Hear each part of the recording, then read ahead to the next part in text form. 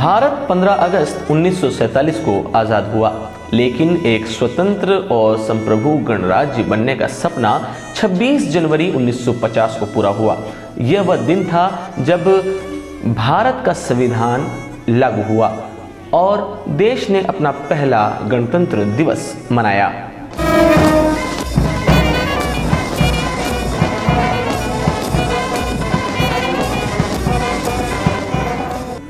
इस दिन को 1930 में पूर्ण स्वराज दिवस के संकल्प के कारण चुना गया। 26 जनवरी 1930 को इंडियन नेशनल कांग्रेस ने पूर्ण स्वराज की घोषणा की थी और इस दिन को पूरे देश में स्वतंत्रता दिवस के रूप में मनाया गया था। यह ऐतिहासिक क्षण हर भारतीय के लिए गर्व और उत्साह से भरा हुआ था। देश के पहले गवर्नर जनरल चक्रवर्ती राजगोपालाचारी ने 26 जनवरी 1950 को सुबह 10:18 पर भारत को संप्रभु गणराज्य घोषित किया। India, that is Bharat, shall be a sovereign democratic republic. 2.5 years ago, the British Empire passed power into the hands of the Indian people. We became an independent country, and today, by the proclamation of our constitution, made by our own people in the exercise of the wisdom and the determination and the collective responsibility, we have set the formal seal to the inauguration of that freedom in the form of a constitution.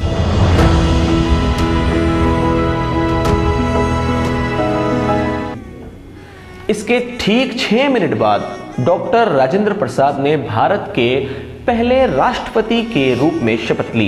यह शपथ समारोह राष्ट्रपति भवन के दरबार hall में हुआ। इसके बाद राष्ट्रपति को तोपों की सलामी दी गई, जो आज भी गणतंत्र दिवस समारोह का अभिन्न हिस्सा है।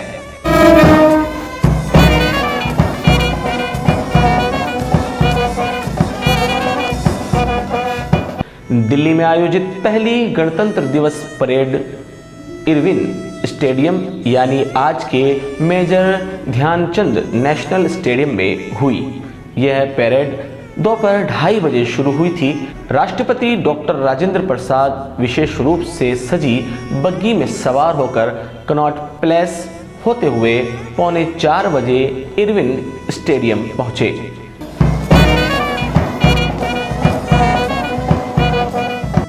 इस मौके पर आधुनिक गणतंत्र के पहले राष्ट्रपति ने इरविन स्टेडियम में 15,000 लोगों के सामने तिरंगा फहराया और परेड की सलामी ली।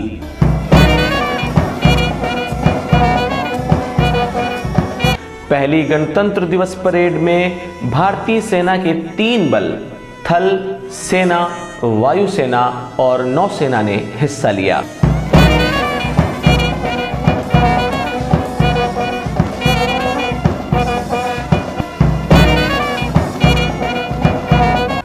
इस परेड में 3000 जवान और 100 विमान शामिल हुए। डकोटा और स्विफ्ट फायर जैसे विमानों ने फ्लाई पास किया। फ्लाई पास ने इस आयोजन को और भव्य बनाया। पहली बार गणतंत्र दिवस पर 31 तोपों की सलामी दी गई, जिससे दिल्ली गूंज उठी।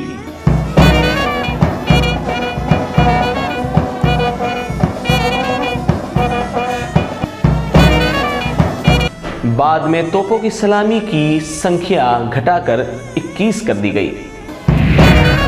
पहले गणतंत्र दिवस के मुख्य अतिथि इंडोनेशिया के राष्ट्रपति डॉक्टर सुकर्णो थे।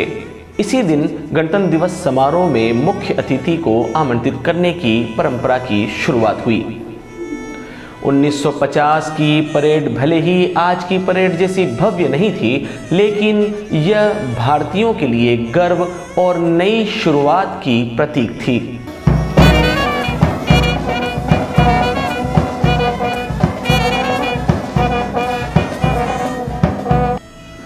इसमें झांकियां नहीं थी, लेकिन सेना की टुकड़ियों ने उस समय के पराक्रम का प्रदर्शन किया। इसके बाद के वर्षों में परेड की भव्यता बढ़ती गई और झांकियां, लोक नृत्य और आतिशबाजी भी समारोह का हिस्सा बने।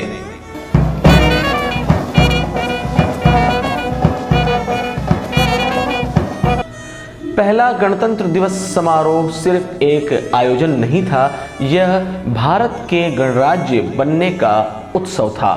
आज भी उस ऐतिहासिक दिन की यादें हर भारतीय को गर्व से भर देती है।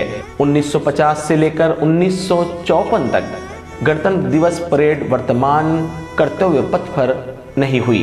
इसका आयोजन कभी इरविन स्टेडियम, कभी किंग्सवे कैंप तो कभी रामलीला मैदान में किया गया।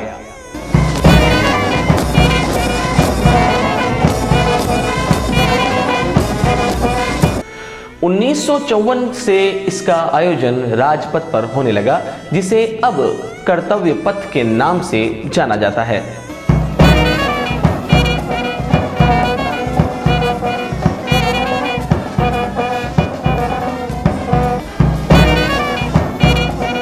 पहली बार 1953 से सेना एवं सशस्त्र बलों के साथ राज्यों की झांकियां को भी शामिल किया गया।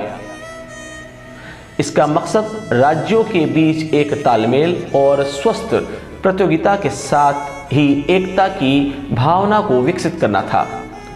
एकता की भावना का यह क्रम आज भी चल रहा है।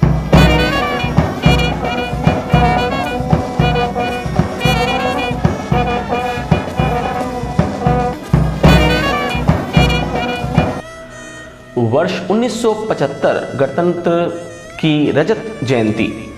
गणतंत्र भारत की सिल्वर जुबली 1975 में आई। देश के लिए यह चुनौतीपूर्ण समय था, क्योंकि 1975 से 1977 तक देश में आपातकाल लगाया गया। 1975 में गणतंत्र दिवस परेड के अवसर पर बतौर मुख्य अतिथि जाम्बिया के राष्ट्रपति केनेथ कोंडा ने हिस्सा लिया। इस वर्ष रिपब्लिक डे परेड में भारत की बढ़ती सैन्य ताकत और सांस्कृतिक विविधता प्रदर्शित की गई।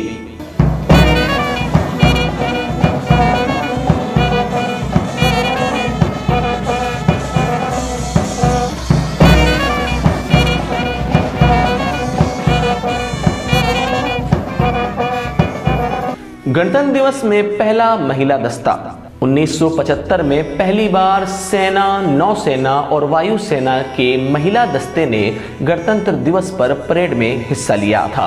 इस ऐतिहासिक मौके पर आर्मी के महिला दस्ते का नेतृत्व कैप्टन दिव्या अजित ने, नेवी के महिला दस्ते का नेतृत्व लेफ्टिनेंट कमांडर संध्या चौहान ने और एयरफोर्स दस्ते का नेतृत्व स्क्वाड्रन लीडर स्नेहा शेखावत ने किया था। आर्मी, नेवी और एयरफोर्स की 148 महिला सैन्य अधिकारियों का यह दस्ता पहली बार रिपब्लिक डे परेड में शामिल हुआ था। 1975 गणतंत्र दिवस परेड में ही देश की पहली महिला आईपीएस अधिकारी डॉक्टर किरण बेदी ने गणतंत्र दिवस परेड में दिल्ली पुलिस कंटिजेंट का नेतृत्व कर इतिहास रचा था। 26 वर्ष की युवा आईपीएस अधिकारी किरण बेदी उस समय दिल्ली पुलिस की एसीपी थी।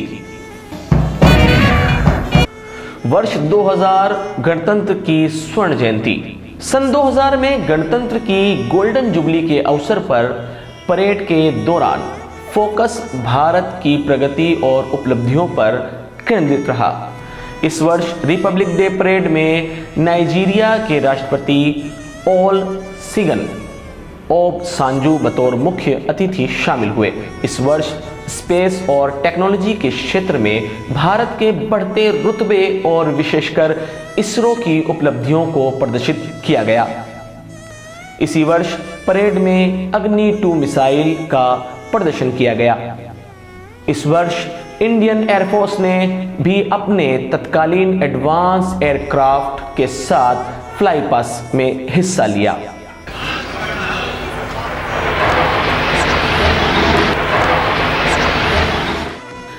झांकियों में भी संविधान और गणतंत्र के स्वर्ण जयंती वर्ष की झलक साफ रूप से दिखाई दी।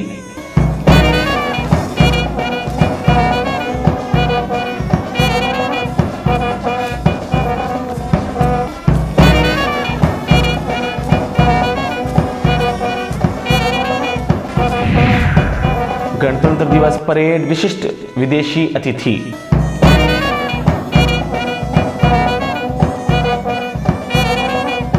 गणतंत्र दिवस परेड में हर वर्ष एक विदेशी राष्ट्रीय अध्यक्ष को मुख्य अतिथि के तौर पर आमंत्रित किया जाता है।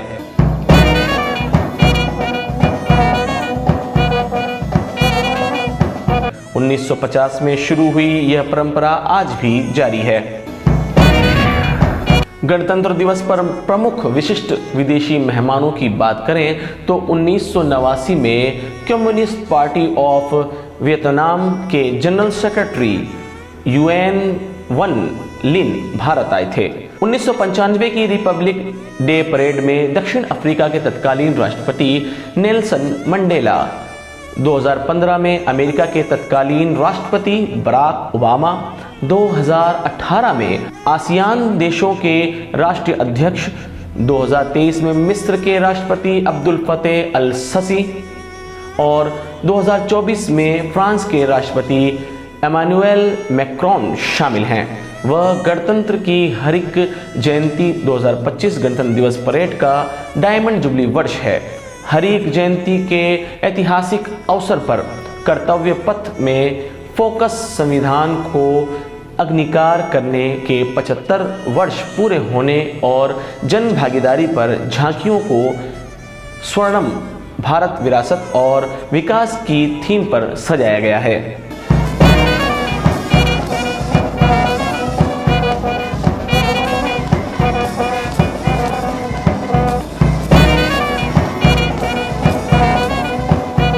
गणतंत्र दिवस 2025 के विशेष अवसर पर इंडोनेशिया के राष्ट्रपति प्रोवो सुबियांतो मुख्य अतिथि रहे।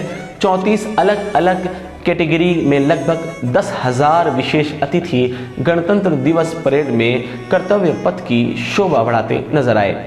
समाज के विभिन्न वर्गों से संबंध रखने वाले इन विशिष्ट अतिथियों को सर्वणिम भारत और निर्माता के रूप में आमंत्रित किया गया। कुल मिलाकर भारतीय गणतंत्र का अमृत उत्सव हर मायने में भव्य और दिव्य रहा, और हो भी क्यों ना, यह दुनिया के सबसे बड़े और सबसे सफल लोकतंत्र गणतंत्र का उत्सव है। इनमें ये एक भारत श्रेष्ठ भारत, विश्व गुरु भारत और विकसित भारत का उत्सव है।